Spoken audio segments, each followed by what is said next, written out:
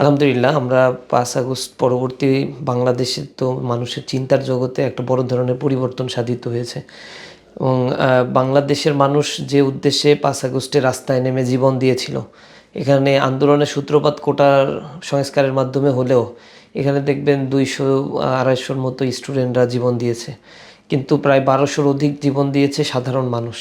তার মানে তারা হচ্ছে একটা রিজিমের পরিবর্তন চেয়েছে, দখলদারিত্বের পরিবর্তন চেয়েছে, সন্ত্রাসের পরিবর্তন চেয়েছে।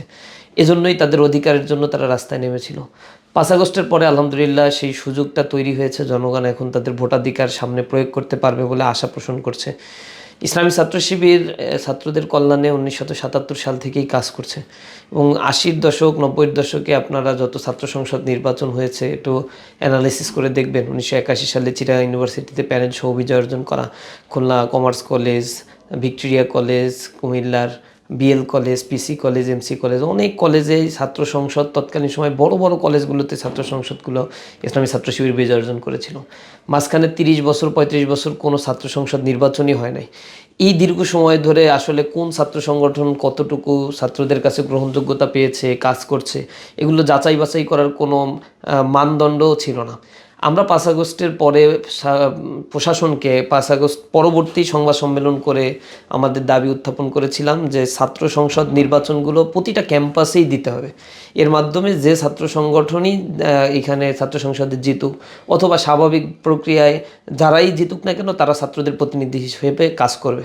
এবং ইসলামী ছাত্র শিবিরের একটা কনফিডেন্স ছিল, আমরা দীর্ঘ ৪৮ বছর ধরে ছাত্রদের কল্যাণে যেভাবে কাজ করেছি, আমাদেরকে শিক্ষার্থীদেরকে বিচ্ছিন্ন করার চেষ্টা করা হয়েছে, কিন্তু আমরা শিক্ষার্থীদের পালস বুঝে তাদের সাথে থেকে তাদের কথাগুলো বলার চেষ্টা করেছি। চরম জুলুম নির্যাতনের শিকার হয়েছি, কিন্তু আমরা মাথা নত করি নাই।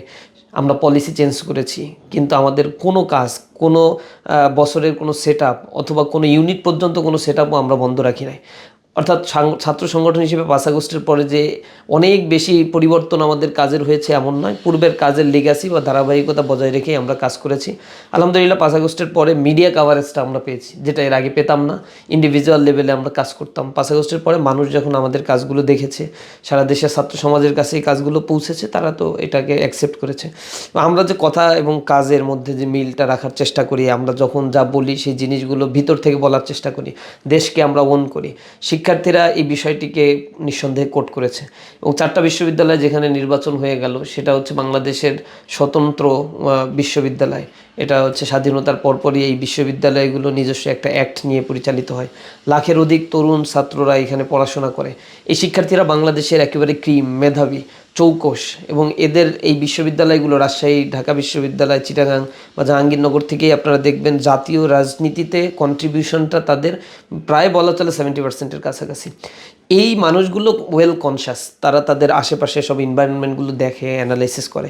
সুতরাং তারা যে রায়গুলো দিয়েছে ছাত্র সংসদ নির্বাচনে দখলদারিত্বের বিরুদ্ধে, চাঁদাবাজির বিরুদ্ধে, বাজে ন্যারেটিভের বিরুদ্ধে, শেইমিংয়ের বিরুদ্ধে, বুলিংয়ের বিরুদ্ধে, আদারিংয়ের বিরুদ্ধে, আমার মনে হয় জাতীয় নির্বাচনেও এর অবশ্যই এর বড় একটা প্রভাব পড়বে।